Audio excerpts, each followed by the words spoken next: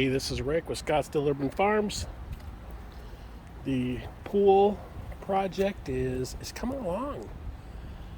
Got the ledge done. It's got a nice little step, so our dogs can now get out.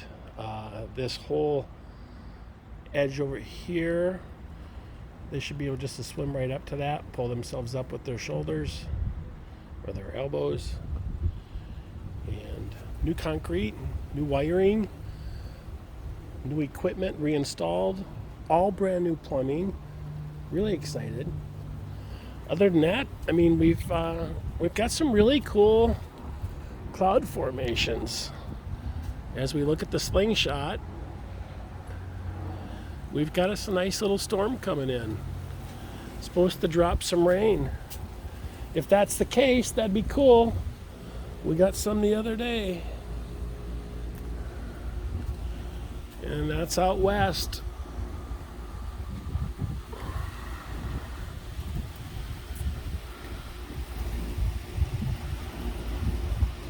It's pretty cool, these clouds and how they dance around and form and move so quickly, change. It's just fascinating for me. I love storms, I love clouds, I love sunsets. It's fun looking for